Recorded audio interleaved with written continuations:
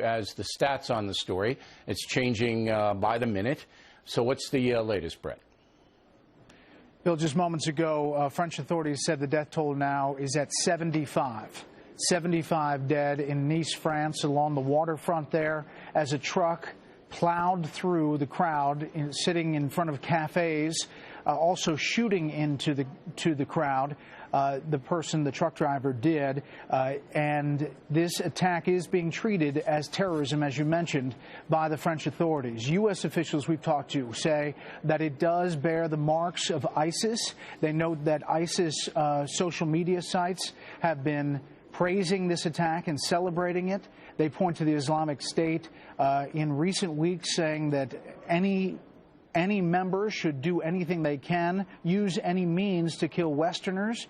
And one of the means they talked about in some of these communications was using a truck. This truck itself, a large white truck that you see there on the screen, was filled with arms and grenades.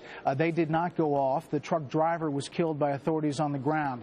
As it started happening, people there on the ground, Bill, said they heard the crack of gunfire, someone firing from the window there, and one witness saying a fraction of a second later, an enormous white truck came along at a crazy speed, turning to mow down the maximum number of people.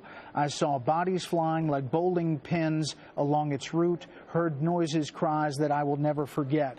Bill, this truck traveled roughly 1 mile. And you are going to see video. We've shown just pieces of video that is surfacing on the internet. That is horrific, with bodies strewn for almost a mile throughout Nice. French authorities, the French President Francois Hollande, instituting a state of emergency that, by the way, he was getting ready to lift on July 26. You'll remember the November 13th attack in Paris, killing 130, the suicide attacks, the gunmen in that concert hall and stadium then. So again, the latest bill is 75 dead. That number could rise, according to authorities, up to as many as 100. And right now you've seen the president with his statement, and he's offering assistance of U.S. officials to help with the investigation. Okay, now we are going to bring Bret back to talk about the political ramifications, but I want to ask you one question.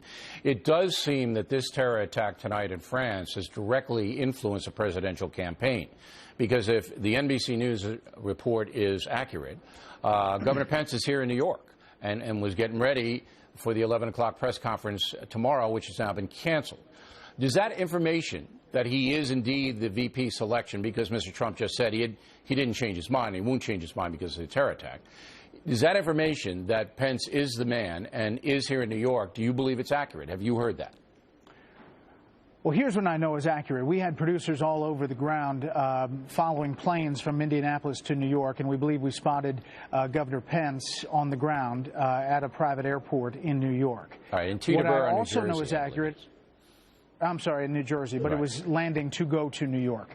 And what I also know is accurate is that the Trump campaign at the highest levels said the decision as of tonight had not been final, and that there was some anger about how the day had unfolded from the Indiana side, from Republican side, and that it was affecting the final decision. You just talked to the presumptive nominee, and it sounds like he's made up his mind. Yes. But we have talked to all kinds of folks who said it has not been officially made up, and it is affecting.